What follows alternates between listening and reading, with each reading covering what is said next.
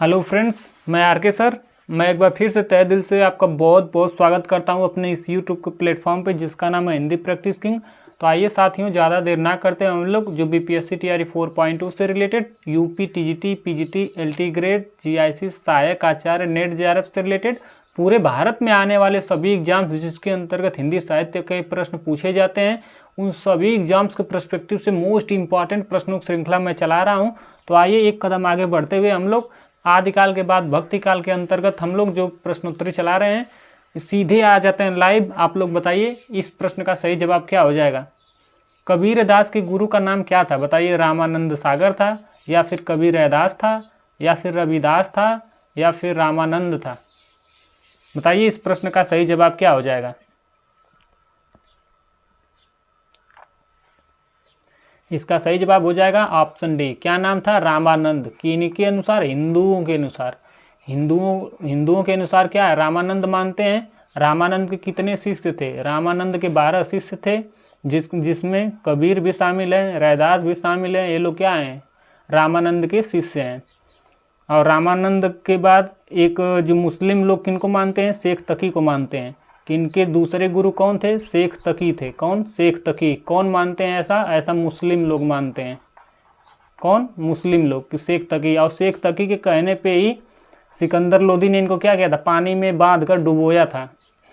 चलिए अगले प्रश्न की ओर बढ़ चलते हैं हम लोग। अगला प्रश्न है, सदुक्कड़ी भाषा से क्या आशय है? पहला है जिसमें कटुक्तियों का प्रयोग हुआ हो उसे कहते हैं, या फिर जिसमें अक्खड़पन का झलक हो उसे कहते हैं, या फिर जिस भाषा में प्रांतीय बोली भाषा का प्रयोग हुआ हो उसको कहते हैं, या फिर साधु संतों की गुप्त भाषा को कहते हैं।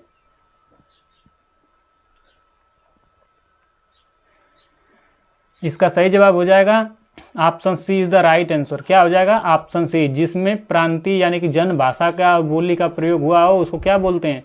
उसको सदुक्कड़ी बोलते हैं, या फिर इसी को पंचमेल खिचड़ी बोलते हैं। सदुक्कड़ी कौन नाम दिया? सदुक्कड़ी कौन नाम दिया कि कबीरदास की भाषा सदुक्कड़ी है? ऐसा कहने वाले शुक्ल जी हैं। शुक्ल के सिवा पूरे इतिहास में कोई ऐसा कह सकता है क्या कि सदुक्कड़ी फक्कड़ी कोई ऐसा कह सकता है? नहीं कह सकता है। ये सदुक्कड़ी किसने कहा है? आचार्य रामचंद्र शुक्ल ने। अच्छा, आप लोग बताइए इनकी भाषा को किसने पंचमेल खिचड़ी कहा है? बताइए इनकी भाषा को कौन पंचमेल खिचड़ी कहा है? इसका सही जवाब हो जाएगा श्याम सुंदर दास। क्या हो जाएगा? श्याम सुंदर दास। आप ही बताइए खिचड़ी कैसे बनी है? खिचड़ी बहुत सुंदर बनी है। कैसी बनी है खिचड़ी? सुंदर बनी है। इस ट्रिक से आप लोग इसको याद रख सकते हैं। अच्छा, इनको कबीर दास को जो है वाणी का डिक्टेटर किसने कहा? बताइए वाणी का डिक्टेटर किसने कहा? मैं ट्रिक के माध्यम से बता चुका हूँ कि डिक्टेटर मीन्स क्या होता है? या तो तानाशाह होता है या तो वकील होता है। वकील लोग क्या करते हैं? जब तक 1000 रुपये नहीं लेते हैं तब तक कोई काम नहीं करते हैं। 1000 से हो गया हजारी प्रसाद द्विवेदी, यानी कि हजारी प्रसाद द्विवेदी, HPD। हजारी प्रसाद द्विवेदी क्या बोल रहे हैं कि वाणी का डिक्टेटर हैं। कौन? कबीर दास हैं। अगला प्रश्न है, असड़ियाँ झाई पड़ी पंथ निहारी निहारी, अजबड़ियाँ पे छाला पड़ गया राम पुकारी पुकारी। यह जो है किससे संबंधित है? यह जो वैष्णवों का मत है, या सूफियों का मत है, या फिर बौद्धों का है, या ईसाइयों का मत है? इसका कहने का मतलब है असड़ियाँ झाई पड़ गई अर्थात त्वचा हमारी क्या है? पूरी सूख गई। पंथ निहारी निहारी अर्थात रास्ता देखते देखते किनकी? राम भगवान के। किनके? राम भगवान के। और जीभ पे छाला पड़ गया राम पुकारी पुकारी, तब भी नहीं आए। ऐसा करने वाले कौन है? ऐसा करने वाले कबीर दास हैं। कौन है? कबीर दास। और कबीर क्या है? कबीर जो आप लोग जानते हैं ज्ञानाश्रयी शाखा के अंतर्गत आते हैं। ज्ञान का मतलब यहाँ से ट्रिक है कि ज्ञान कौन देते हैं? भाई संत लोग देते हैं, अर्थात इसको ज्ञानाश्रयी या फिर इसी को संत काव्य धारा बोलते हैं। और दूसरा होता है प्रेमाश्रयी। प्रेमाश्रयी मलिक मोहम्मद जायसी वाला, इसको क्या बोलते हैं? इसको सूफी बोलते हैं। सूफी तो क्या है? कबीर किन से रिलेटेड है? संत से रिलेटेड है भाई। कबीर हो गए, गुरु नानक हो गए, रैदास हो गए, लोग भाई गुरु हैं। तो किससे हैं? संत से रिलेटेड। तो इसमें वैष्णव होगा नहीं, सूफी भी नहीं होगा, या सूफी नहीं है तो मलिक मोहम्मद जायसी वाला है। ईसाई भी नहीं होगा, बौद्ध भी नहीं होगा। तो क्या हो जाएगा? ऑप्शन ई हो जाएगा, संत काव्य धारा। किससे? संत काव्य धारा से रिलेटेड यह बातें हैं। क्या हो जाएगा? Option E. अगला प्रश्न है, रैदास किसके गुरु थे? बताइए मलूक दास के गुरु थे, या हरिदास के गुरु थे, या लाल दास के गुरु थे, या फिर मीराबाई के गुरु थे?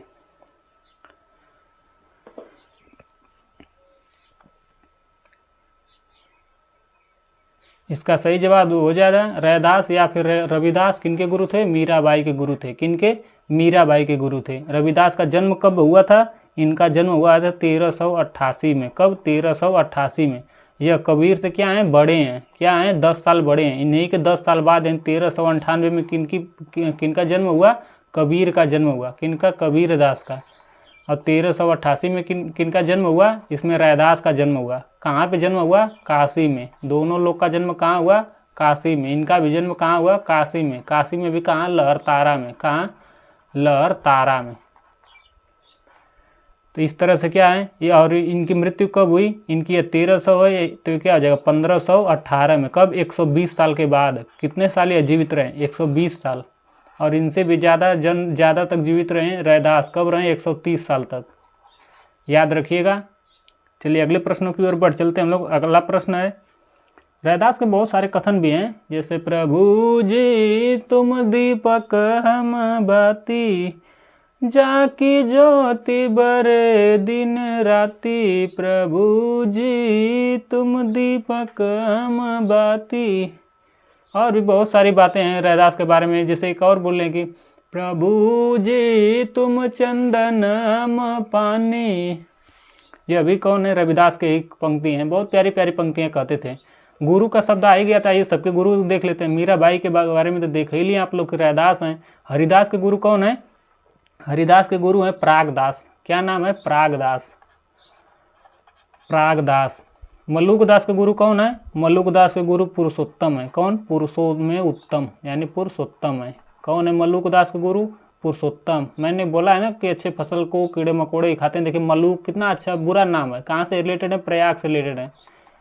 प्रयाग से रिलेटेड। लेकिन देखिए इनके गुरु कौन है? पुरुषों में जो उत्तम हो, अर्थात पुरुषोत्तम राम भगवान, ऐसा भी कह सकते हैं। देखिए कितना अच्छा अच्छा जो सिलेक्ट किए हैं। लालदास के गुरु कौन थे? गदन चिश्ती। कौन थे? गदन चिश्ती। चलिए अगले प्रश्नों की ओर बढ़ चलते हैं हम लोग। अगला प्रश्न है, अंगबधु किसकी रचना है? बताइए। गरीबदास की है, या फिर मिस्किन दास के बारे में इसमें है, या फिर मल्लुकदास के बारे में बताया गया है, या फिर दादू दयाल के बारे में? क्योंकि अंगबधु तो आप लोग जानते हैं कि रज्जब की रचना है। किनकी है? रज्जब की। और ये क्या है? दादू दयाल के क्या थे? यह शिष्य थे। क्या है? शिष्य हैं। तो किनकी रचना होगी भाई? दादू दयाल की रचना होगी, यानी कि option D is the right answer. और इनकी एक और रचना है। कौन? हरडे बाणी। एक और रचना इनकी कौन रचे? हरडे बाणी नाम से।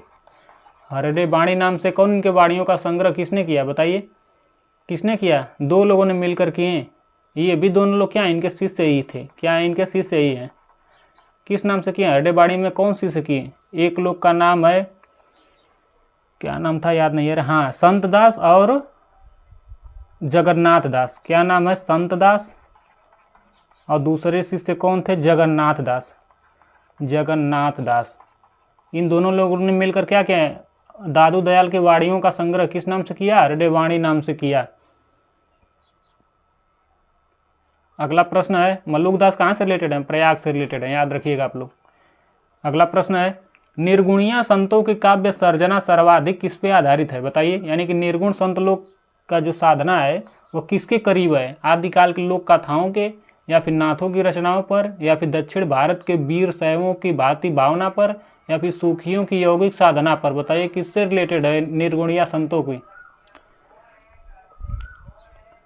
आप लोग जानते हैं कि संत लोग जो थे, यानी कबीरदास जो थे, वो क्या है? मोह माया को क्या है? बुरा मानते थे। जो मूर्ति पूजा हो गया या फिर कहीं तीर्थ स्थल पर जाना, ये सब क्या है? बुरा मानते थे।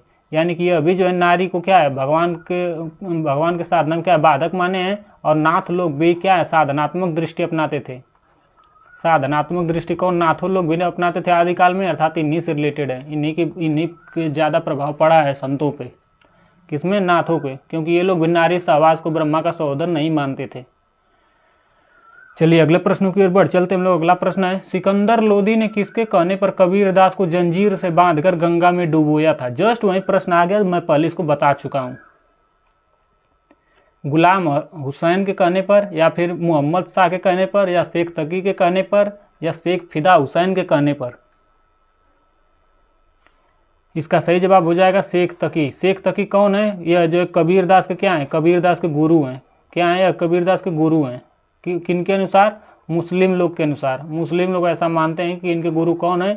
शेख तकी हैं। और शेख तकी कह दिए सिकंदर लोदी से कि जाओ कबीर को जो है पानी में फेंक दो, तो इन्होंने जंजीर से बांध कर, कौन? सिकंदर लोदी ने क्या किया? पानी में फेंक दिया। किनको? कबीर दास को। लेकिन फिर भी बच गए भाई, ईश्वर का हाथ है इनके ऊपर। वही बात है कि जाको राखे साइयाँ मार सके ना कोई।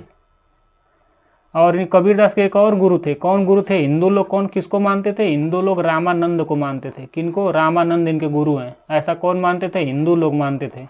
मुस्लिम लोग कौन किनको मानते थे? शेख तकी को मानते थे।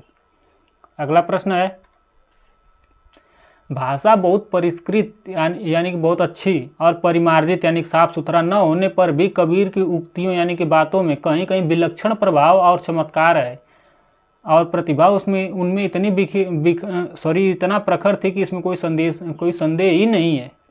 ऐसा कहने वाले कौन है बताइए? नागेंद्र जी हैं, या हजारी प्रसाद द्विवेदी हैं, या फिर राममूर्ति त्रिपाठी हैं, या फिर रामचंद्र शुक्ल हैं?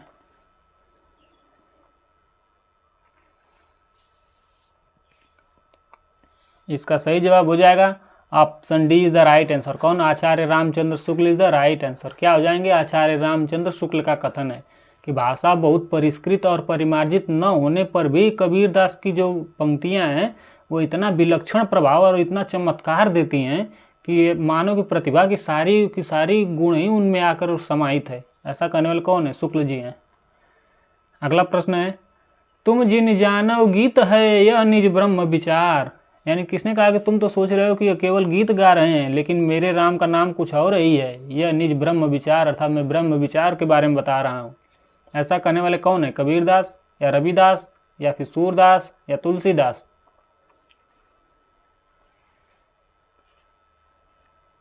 इसका सही जवाब हो जाएगा option A is the right answer. कौन? नहीं, सॉरी, हाँ, option A is the right answer. कौन? कबीरदास ही ऐसा कहें। कौन? कबीरदास हैं। यही तो बोले हैं कि मेरे राम का नाम कुछ और है, मेरे राम का मरम। किसने कहा है? कबीरदास। और कबीरदास की एक दो पंक्तियां बहुत इंपॉर्टेंट है, इसको मैं नहीं बताया हूँ, बता दे रहा हूँ। जाति न पूछो साधु की, पूछ लीजिए ज्ञान। ऐसा कहने वाले कौन है? कबीरदास हैं। यानी कि साधुओं की जाति मत पूछो, बल्कि उनसे ज्ञान बस पूछ लो। जाति न पूछो साधु की, कि साधु की जाति क्या है यह न पूछो, बल्कि क्या है? पूछ लीजिए ज्ञान। पूछ लीजिए ज्ञान। ऐसा कहने वाले कौन है? कबीरदास कहते थे कि ज्ञान, कबीर यानी संतों से क्या करो? ज्ञान ले लो, जाति मत पूछो।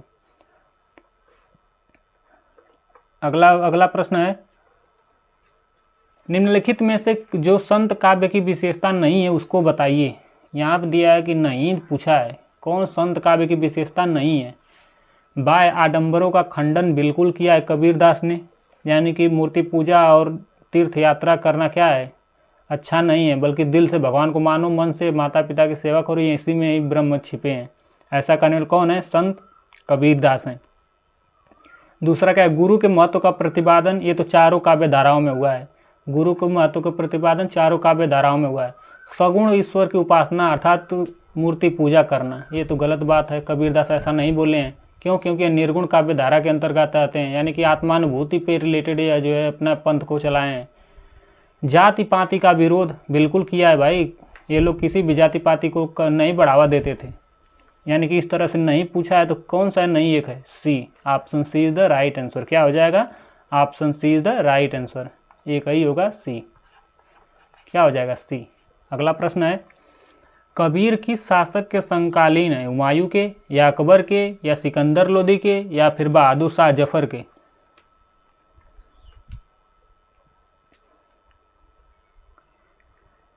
इसका सही जवाब हो जाएगा option C is the right answer. कौन? सिकंदर लोदी। सिकंदर लोदी ने ही तो इनको जंजीर में बांध कर गंगा में फेंकवा दिया था। किसके कहने पे? शेख तकी के कहने पे। किनके? शेख तकी। शेख तकी कौन? इनके गुरु हैं।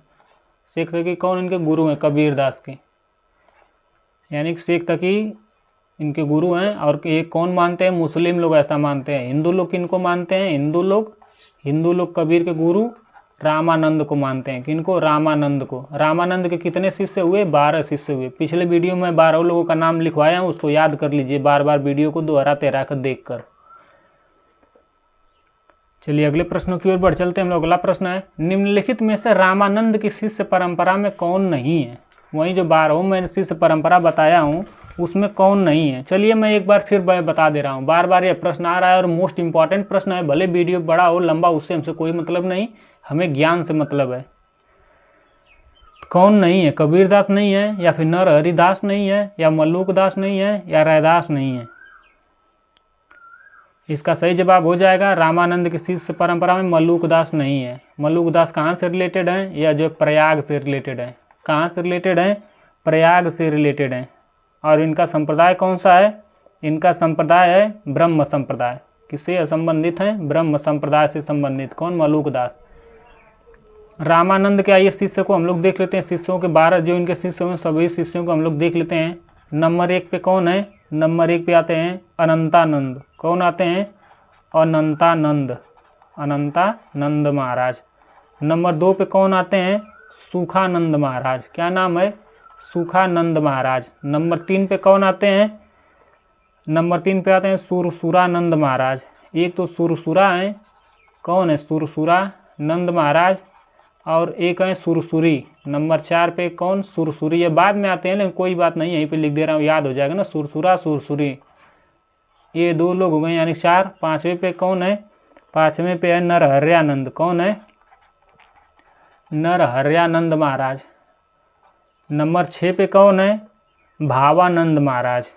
भावानंद महाराज। नंबर 7 पे कौन है? पीपा हैं। क्या है? पीपा। ये क्या है? ये राजपूत थे। 8 नंबर पे कौन है? कबीरदास। कबीरदास ये क्या थे? ये जुलाहे थे।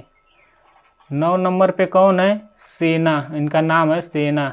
ये क्या थे? ये अजन्नाऊ थे यानी नाई कह सकते हैं। 10 नंबर पे कौन है? धन्ना थे। धन्ना ये क्या थे? जाट थे। 11 नंबर पे कौन आ जाएंगे? रैदास या रविदास। ये एक जाति के क्या थे? चमार थे। 12 नंबर पे कौन आ जाएंगे? पद्मावती। पद्मावती यही एकमात्र महिला, इसको याद रखिएगा, मोस्ट इम्पॉर्टेंट है पद्मावती। बस 12 हो गए। चलिए इसको याद रखिएगा, मोस्ट इम्पॉर्टेंट है, सुपर मोस्ट इम्पॉर्टेंट, आप लोग लगा कर लिखिएगा इसको। चलिए अगले प्रश्नों की ओर बढ़ चलते हैं हम लोग। रैदास किसके गुरु थे? मीरा के गुरु हैं। किसके गुरु हैं? मीरा के गुरु हैं। अगला प्रश्न है, कबीरदास की मृत्यु कहाँ हुई? काशी में, मगहर में, बनारस में, या इलाहाबाद में?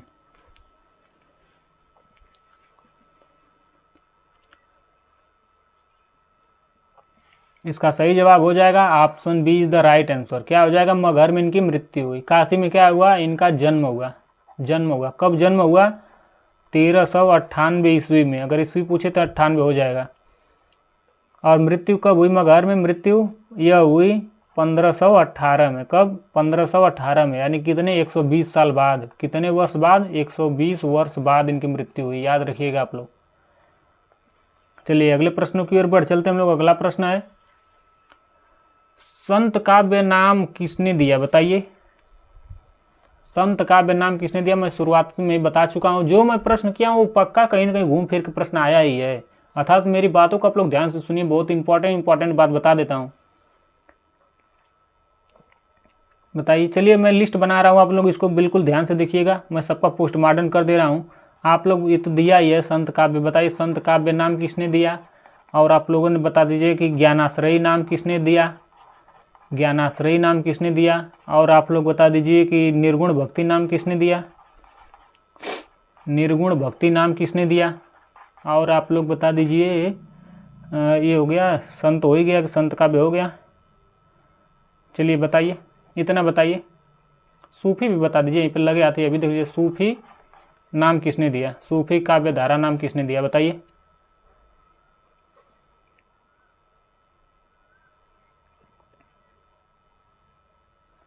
संत काव्य धारा नाम किसने दिया? रामकुमार वर्मा ने। किसने? Option C is the right answer. जहां भी आ जाए संत काव्य धारा, रामकुमार, कौन?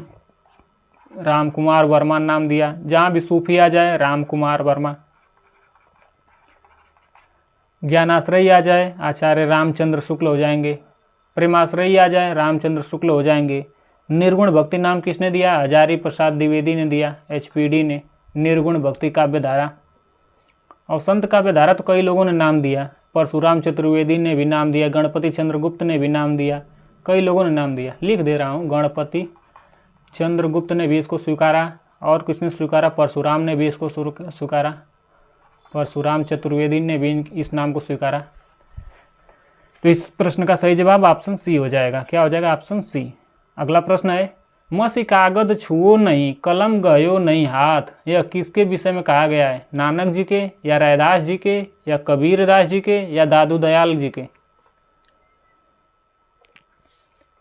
यानी किसने कहा कि मैंने कागज को छुआ भी नहीं और कलम को तो हाथ भी नहीं लगाया हूँ? ऐसा करने वाले कौन है? ऐसा करने वाले कबीरदास हैं। कबीरदास क्या है? अपने आप को निरक्षर मानते हैं कि मैं साक्षर नहीं, मैं निरक्षर अनपढ़ हूँ। नानक जी की पंक्ति कौन सी है? नानक जी की पंक्ति है कि जो नर दुख में दुख नहीं माने। क्या है? जो नर दुख में, मैं बताया हूँ कि दुख में कितना भी दुख, पहाड़ टूट जाए लेकिन दुख नहीं होते हैं। कौन? गुरु लोग नहीं होते हैं। इस ट्रिक से आप लोग याद रख सकते हैं कि जो नर दुख में दुख नहीं माने, दुख नहीं माने, ऐसा करने वाले कौन है? ऐसा करने वाले हैं नानक देव। रैदास क्या कहते हैं?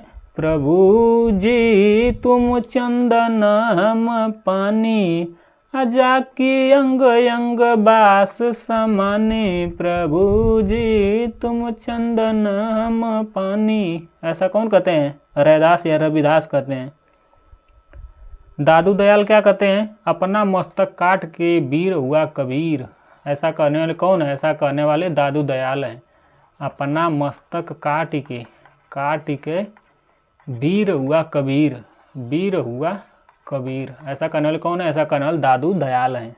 अगला प्रश्न है, अजगर करे न चाकरी, पंछी करे न काम, दास मलूका कर गए सबके दाता राम, भैया सबके दाता राम। ऐसा करने वाले कौन हैं? तुलसीदास हैं, या सूरदास हैं, या रविदास हैं, या मलूकदास हैं? मैं गाना गाया हूँ, इसी में आपको बता भी दिया हूँ इस प्रश्न का उत्तर। कौन है? मलूकदास। दास मलूका कह गए सबके दाता राम। ऐसा करने वाले कौन है? ऐसा करने वाले मलूकदास हैं। और रैदास के बहुत सारी पंक्तियाँ हैं। एक तो मैं फेमस अभी जस्ट सुनाया हूँ, एक और इनका कि हम होत तब तू नाही, अब तू है मैं नाही, अतल अगम जैसे लहरी लहरी मई उदधि, जब के जल केवल जलमाई। ऐसा रविदास कहते हैं। तुलसीदास के बारे में तो जानते हैं, बिनु पद चलय सुनय बिनु काना, कर बिनु करम करय विधि नाना। ऐसा कौन? तुलसीदास है। रामचरितमानस से पंक्तियाँ ली गई हैं। सूरदास की लरिकाई कौ प्रेम कहो, अली कैसे करके छूटत। सूरदास की पंक्तियाँ हैं। लरिकाई आ गई यानी कि लड़का के, यानी कि लड़कपन का बात हो रहा है कृष्ण जी से रिलेटेड।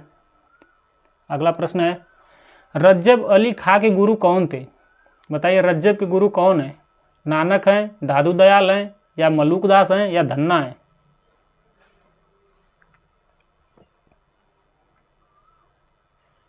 इसका सही जवाब हो जाएगा option B is the right answer. कौन? दादू दयाल।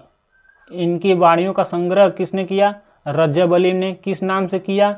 इन्होंने किस नाम से किया? अंगबधू नाम से। किस नाम से? अंगबधू नाम से।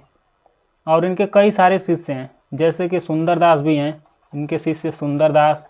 और इनके कौन शिष्य हैं? जगन्नाथ दास, जगन्नाथ दास। और कौन है?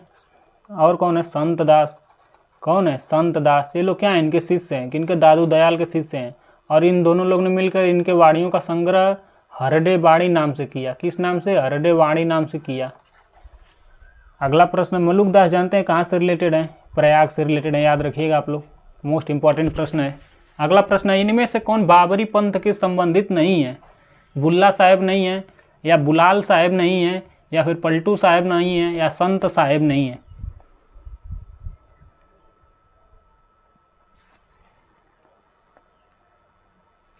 बाबरी पंथ के प्रवर्तक कौन है, अर्थात चलाया कौन बाबरी पंथ को? इसको चलाने वाले कौन है? बाबरी साहब ही हैं। कौन है? बाबरी साहब। कौन है? इसका सही जवाब हो जाएगा ऑप्शन सी। कौन? पलटू साहेब नहीं है। कौन नहीं है? पलटू साहेब। बुल्ला साहेब भी हैं, बुलाल साहेब भी हैं, संत साहेब भी हैं, लेकिन पलटू साहब नहीं है। पलटू साहब के गुरु कौन है? इनके गुरु आप लोग बता दीजिए कौन है गुरु। और आप लोग बताइए ये किस संप्रदाय से रिलेटेड है, ये किस संप्रदाय को माने हैं? बताइए इनका संप्रदाय क्या है? इनका संप्रदाय है सतनामी संप्रदाय। किससे है? सतनामी संप्रदाय से रिलेटेड हैं। कौन? पलटू साहेब। और इनके गुरु कौन है? इनके गुरु जगजीवन दास हैं। कौन है? जगजीवन दास। जगजीवन दास, याद रखिएगा, बढ़िया प्रश्न है। अगला प्रश्न है, ज्ञान मार्गी शाखा के कवियों को किस नाम से पुकारा जाता है? बताइए, सिद्ध कवि, नाथपंथी कवि, या भक्त कवि, या संत कवि? बताइए। मैं क्या बताया हूँ? भक्ति काल को कितने भागों में बांटते हैं? भक्ति काल को 2 भागों में मुख्यतः बांटते हैं। एक हो गया सगुण, एक हो गया निर्गुण। पहला कौन है? निर्गुण काव्य धारा। पहला कौन है? निर्गुण। दूसरा कौन है? सगुण। निर्गुण के भी कितने भाग? 2 भाग।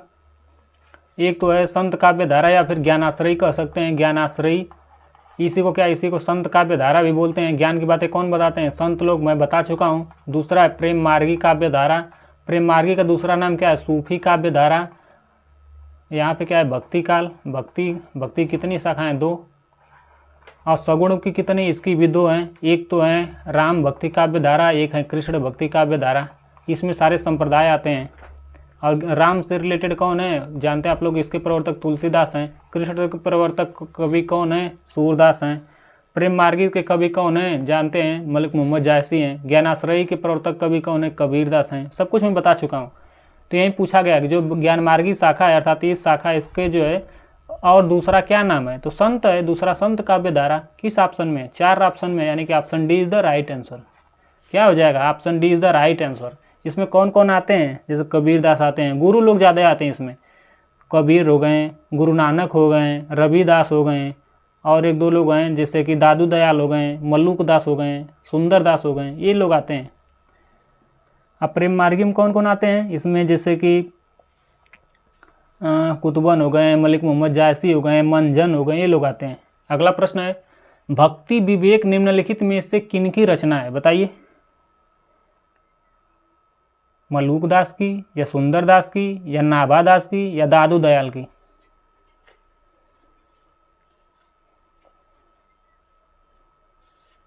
इसका सही जवाब क्या हो जाएगा? ये वहीं मल्लुक दास कहाँ से रिलेटेड है? मल्लुक दास प्रयाग से रिलेटेड है, जहाँ महाकुंभ लगा हुआ था। कहाँ? प्रयाग, यानी कि इनकी रचना है। किनकी? प्रयाग यानी कि मल्लुक दास की। भक्ति विवेक किनकी रचना है? यानी कि विवेक से करो भाई, तुम मल्लुक हो, बिल्कुल मल्लुक हो। तुम थोड़ा सा ध्यान लगाकर भक्ति करो, तभी काम बनेगा। कौन? मल्लुक दास इज द राइट आंसर। इनकी कई सारी रचनाएं, मल्लुक दास की आई सारी रचनाओं को मैं यहीं पे थोड़ा देख लेता हूँ, इनकी रचनाओं के बारे में। इनकी रचनाएं कौन कौन सी हैं? इनकी एक रचना है ज्ञान समुद्र आ जाए तब क्या हो जाएगा? समुद्र कैसा होता है? सुंदर होता है, तो सुंदर दास की हो जाएगा। इनकी रचना क्या है? ज्ञान समुद्र। क्या है? ज्ञान समुद्र, यानी समुद्र कैसा होता है? सुंदर होता है, मैं ट्रिक बताया हूँ।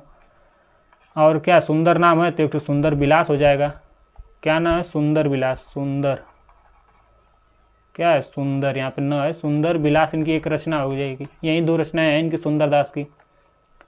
और इनकी कौन सी है? ज्ञानबोध हो गया, रतन खान हो गया, रतन खान, और क्या है? सुख सागर रामावतार, सुख सागर रामावतार, और कौन से?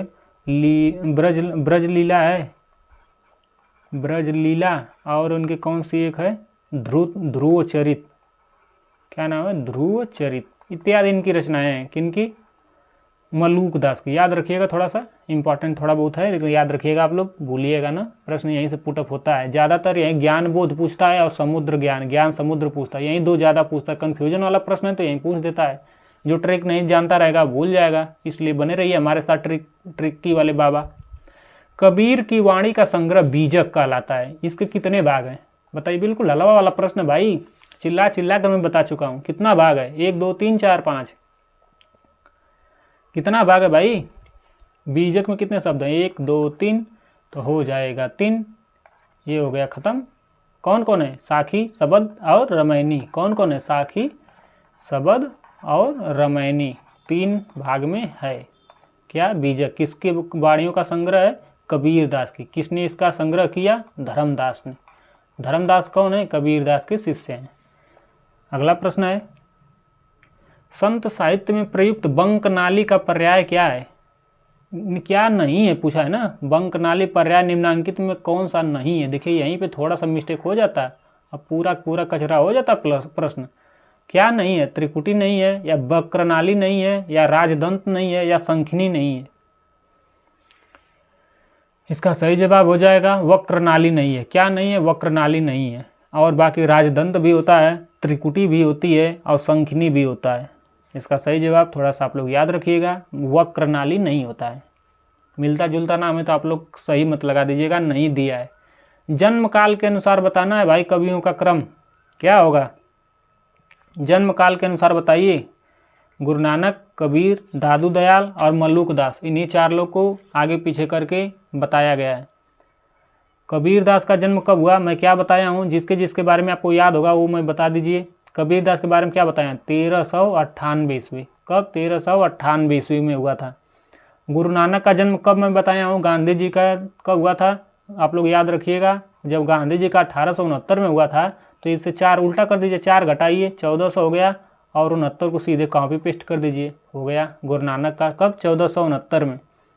दादू दयाल कब? इनके बारे में थोड़ा सा आप लोग याद रखिएगा, 1544, 1544 ईस्वी में इनका हुआ था।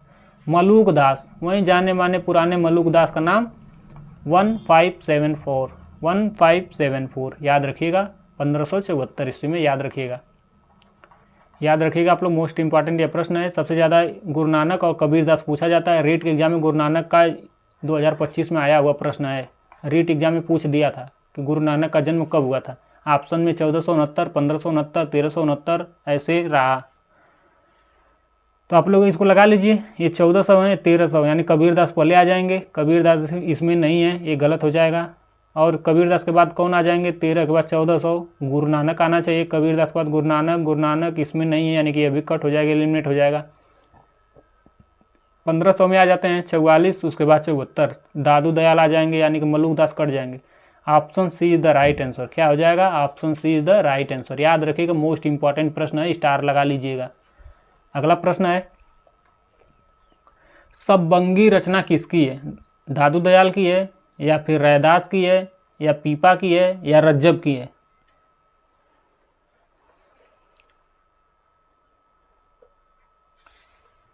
इसका सही जवाब हो जाएगा यह रज्जब की रचना है। किन की रचना है? रज्जब की। नाम वही देखिए, इसमें ब ज है, वहाँ पे भी देखिए आधा ब ज ऐसे करके है। याद रखिए, थोड़ा मिलता जुलता नाम है, इसलिए क्या हो जाएगा? रज्जब। इनका एक और वाणी संग्रह किनका है? दादू दयाल इनके क्या हैं? गुरु हैं। दादू दयाल क्या हैं? गुरु हैं। और इनके वाणियों का संग्रह किस नाम से इन्होंने किया? अंगबधू नाम से किया। और जगन्नाथ और अनंत दास दादू दयाल के शिष्य थे, इन लोगों ने किस नाम से किया? हरडे बाड़ी नाम से। किस नाम से? हरडे बाड़ी नाम से। कौन कौन किए? एक तो संत दास थे, संत दास, और दूसरे इनके शिष्य कौन थे? जगन्नाथ दास। याद रखिएगा, ये दोनों शिष्य ने किस नाम से किया? हरडे बाड़ी नाम से किया, दादू दयाल के वाणियों का संग्रह। अगला प्रश्न है, सूची 1 से सूची 2 में मिलान कीजिए कवि और उनकी रचनाएं हैं। देखिए कोई ट्रिक के माध्यम से मिल रहा है कि नहीं। कबीर दास से रिलेटेड सबसे इम्पोर्टेंट बीजक तुरंत मिल गया। अब हम लोग आगे बढ़ जाते हैं और देखते हैं कि इसमें कोई ऐसा है जो मिलता है। मैं क्या ट्रिक बताया हूँ? हित हरिवंश मिल रहा है। हित लोग क्या करते हैं? हित लोग सगाई के लिए आते हैं। किन के लिए? हित लोग, सॉरी सगाई के, हित हरिवंश नहीं था, वो हित दूसरा था, राधा वल्लभ संप्रदाय से रिलेटेड है। और कुछ मिलता है, देखते हैं हम लोग। भक्त लोग को क्या कहते हैं? मैं ट्रिक बताया हूँ कि भक्त लोग को क्या कहते हैं? भक्त लोग को दास कहते हैं। क्या कहते हैं? दास कहते हैं। याद आया कुछ? भक्त लोग को क्या कहते हैं? दास कहते हैं। कैसे? नभ के दास, अर्थात भगवान। नभ मतलब होता है आकाश, भगवान के दास। याद आया कुछ? नभ दास, यानी भक्त लोग क्या होते हैं? भक्त को क्या कहते हैं? दास कहते हैं। याद आया? मैं ट्रिक बताया हूँ। इस तरह आप लोग मिला लीजिए। बाकी बच गया श्याम सगाई और अखरावट। और अखरावट तो आप लोग को जाना पहचाना नाम है। किनका है? अखरावट, कन्हावट, ये सब किनका है? मलिक मोहम्मद जायसी जी का है। पद्मावत, अखरावट, कन्हावट, ये सब किनका है? जहाँ भी आवट आ गया तो थोड़ा सा याद रखिए, जायसी जी। कौन? कन्हावट, अखरावट, पद्मावत किनका है? मलिक मोहम्मद जायसी जी का। बचा कौन? एक श्याम सगाई। और श्याम सगाई किनका है? नंद दास का। किनकी सगाई हो रही? नंद की, अर्थात श्याम सगाई, यहाँ पे नंद आ गया। नंद कौन है भाई? कृष्ण जी। कृष्ण जी को क्या कहते हैं? श्याम भगवान कहते हैं। ट्रिक बना लीजिए, याद कर लीजिए, मोस्ट इंपॉर्टेंट प्रश्न है, इसी बहाने याद हो जाएगा। ट्रिक देखो कितनी अच्छी बन गई। नंद किनको कहते हैं? कृष्ण जी को। और श्याम का नाम क्या है? कृष्ण है। हो गया, मिल गया, बच गया। हित हरिवंश, तो हित हरिवंश कौन है? हित 84। हित हरिवंश क्या है? हित 84 है। हित 84 याद रखिएगा। राधा, अगर राधा वल्लभ संप्रदाय आ जाए तो भी हित हरिवंश हो जाएंगे। तो क्या हो जाए? हित हो जाएगा, हित हो जाएगा, याद रखिए। तो पहले का 2 नंबर, पहले का 2 नंबर, पहले का 2 नंबर, पहले का 2 एक ही है। Option C is the right answer. क्या हो जाएगा? Option C is the right answer हो जाएगा। चलिए अगले प्रश्नों की ओर बढ़ चलते हैं। देखिए ट्रिक के माध्यम से कैसे हम लोग छोटे छोटे प्रश्नों को कितने आसानी से हम लोग कर ले गए। मुसलमान अनुयायी लोग कबीर दास को किनका शिष्य मानते हैं? शेख तकी को, या रज्जब को, या फिर मोइनुद्दीन चिश्ती को, या नूर मोहम्मद को? आप लोग बताइए, हिंदू लोग किनको मानते हैं? हिंदू लोग कबीर दास के गुरु किनको मानते हैं? किनको मानते हैं? रामानंद को। किनको? रामानंद को। इनके कितने शिष्य थे? इनके 12 शिष्य थे, मैं बता चुका हूँ, उसको आप लोग देख लीजिए। और मुस्लिम लोग किनको मानते हैं? शेख तकी को मानते हैं। किनको? शेख तकी को। और इन्हीं के कहने पर सिकंदर लोदी ने कबीर दास को जंजीर में बांधकर गंगा नदी में खूब डुबोया था, लेकिन कबीर दास फिर भी बच गए। जाको राखे साइयाँ मार सके ना कोई, यानी कि option A is the right answer.